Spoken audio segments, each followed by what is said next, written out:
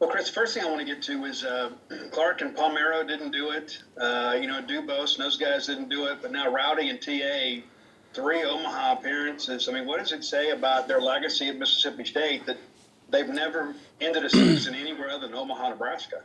Yeah, it's pretty special. And we spoke about it in our office today. Like, there's no way Tanner and Rowdy are going out with an L in this ballpark. And I like having the odds of them being on our team, playing for what we were playing for. And it's pretty special. I mean, when you look up and you see what they've done in their career, it's just a never say die attitude. And they were both really good tonight. We'll stay with Steve. It's a challenge of every team in America trying to win a national championship to find a third starter and get production out of the bottom third of the order. Tonight, you got both. And I mean, how does that feel kind of going to Omaha thinking you got some production down there at the bottom of the order, but also, too, you may have identified your third guy? Yeah, Hootie was good. I mean, a lot of decisions last night. We're sitting and watching games, and, I get a text message, as I'm watching some of the games last night from Landon Sims. Coach, I'm ready. You can use me any way you want me. And I'm sitting on my couch, and I knew that meant we could extend him. He early in the year he was throwing 60, 70 pitches a appearance. So, but we felt like getting started with Hootie, going through the lineup once or twice. Our goal was to get 5. We got 4. We just felt like Landon would be a good matchup. Obviously, he's a good matchup against anybody, but these guys were hot. I mean, they're not only are they talented, but they were hot, and we had to show them some different looks tonight. Up next, we'll go to Joe Cook. Yeah, Coach, after last night's game and that first homer, was there any doubt, or after the end of the second inning, were you more at ease just with how the game was going and the energy that the guys were just playing? Well, you're never at ease. I mean, even in the second when we scored the runs and used the bullpen, Notre Dame, if you go back and look through their year, they've had some big come from behind, 8 or 9 runs in the 9th inning or 8th inning. So we knew they weren't going to stop, and we knew that offense, the way they were hitting, could do some things. But I felt good for the fact that we ran through their best bullpen arms, there in the second. Their starter came back from Friday, and he pitched great. I wasn't sure he was going to be able to do that. But going into the game, the advantage that we had was bullpen depth, and it paid off in tonight's game. Up next, we'll go to Courtney Robb.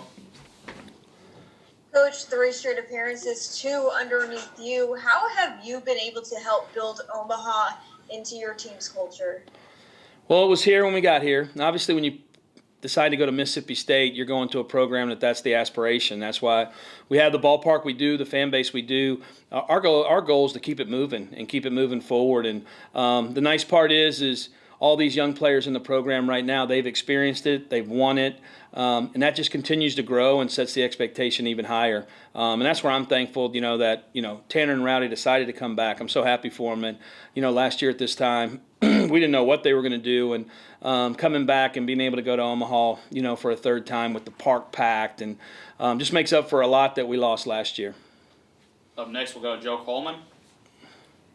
Chris, you kind of hit on what I was going to ask you there a little bit, but just to build on that, I mean, there is a lot of looking at Tanner and looking at Rowdy, but when you look at what you guys have done, I mean, a lot of these guys had never played a postseason game until a week or 2 ago, and now you get those contributions tonight from Houston and Logan and Landon and a lot of names that haven't done it. I mean, I guess, can you expound on that, just how important that is for the culture of the program to just have those guys that, okay, next year there's going to be freshmen come in, and a lot of guys have experienced all this already. It's huge. I mean, experience, you can't substitute for it. I mean, our guys, the expectation in that clubhouse when it comes from Tanner and Rowdy and Josh and Spencer and Riley, those older kids, this is where you're supposed to be. And this is where, we spoke all week, and then we spoke last week.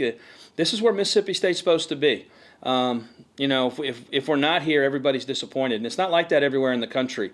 There's high expectations for coaches, high expectations for players, and we understand that. And I just, like I said, it's that experience for those young kids. Even a Cade Smith running out last night and getting 3 outs, and I mean, he's going to be a great player in this program. Just so many of our young guys being a part of this, and even the ones who didn't play, they're gonna benefit from this down the road, and it's exciting. And it's like I said, it's I'm thankful for the older guys. They've done a tremendous job of leading this team in the locker room, but also on the field.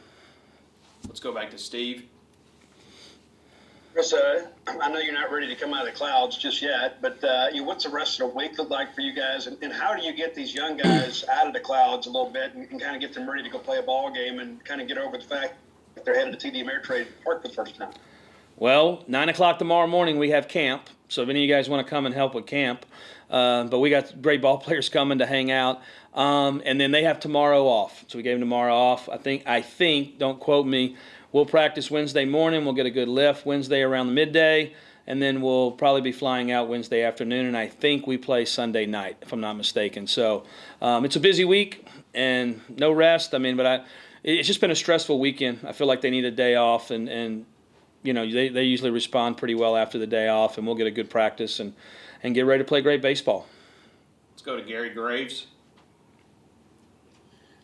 Coach, I guess since the SEC tournament, what kind of things have you seen from your offense in terms of how they're approaching, hitting, approaching pitches? Do they seem to be more patient, maybe yesterday aside?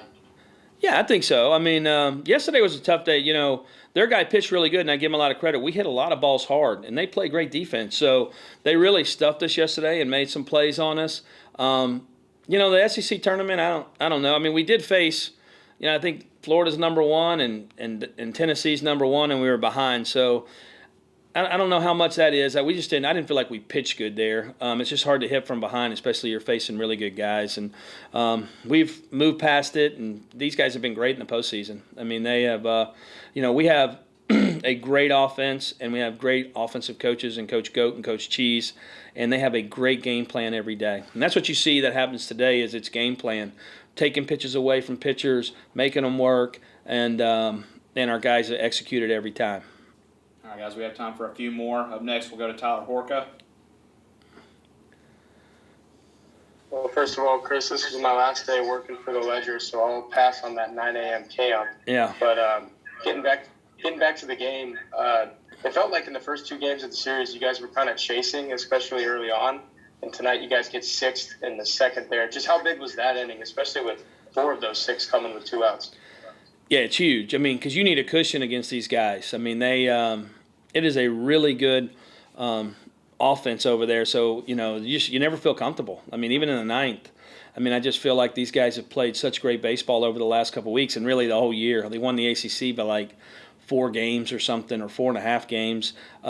They just know how to win is what they do. So for us to spread it, and we kept talking about expanding it the whole game. So, and congratulations. It's really cold up there. So I've played up there, and there's no spring. It just goes winter to summer. So have fun.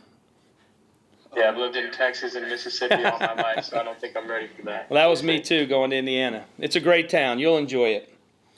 Appreciate that. Up next, we'll go to Robbie Falk. Coach, expectations is one thing, but it's really difficult to get to Omaha, as you know. To do it 3 straight times is a big deal, but how much of a grind has this season in particular been? You had a couple of guys that have been here, but you're also playing a lot of guys in that lineup that haven't played against SEC teams. You had some holes that you've had to fill, and some of them you're still kind of tinkering around a little bit. How difficult has this been, and does it make you even more proud that you've been able to accomplish this, your team's been able to accomplish this? Yeah, it's probably one of the hardest years of my career. Not wins and losses, but the COVID piece has just been crazy all year long. Just you're always kind of worried about it or whatever, and having to go through all those protocols and traveling on different buses and worried about your team. In the fall was just so different.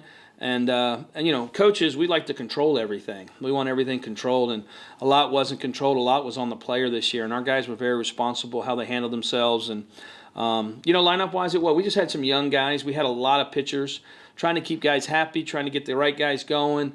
That was tough in itself, but it's all worth it once you get to this point. And you're playing well, and I'm really when you sit in that dugout and I hug my coaches, I know how excited they are. But I see all these guys, the ones going for the first time. And, man, it brings a joy to you because you know how special it is. And not many kids get to play in Omaha. And then some of these kids, like you said, have played 3 years. And some of these kids are going for the first time. So we got to get over the shell shock of that first-timers going there and being ready to go out there and play good baseball. Let's go to Rick Cleveland next. Chris, Link was pretty emphatic about the crowd and the atmosphere making a big difference over the weekend. Your thoughts on that? It's a big difference. It's he told me before the game, he said, I've never been, and he's coaching this league and he's done, and he just he made some very complimentary statements before the game, and man, it's why you play all year. People always ask me what our goal is, and obviously our goal is to win the national championship, but as we start our seasons, it's always to host. It's always to be a national seed.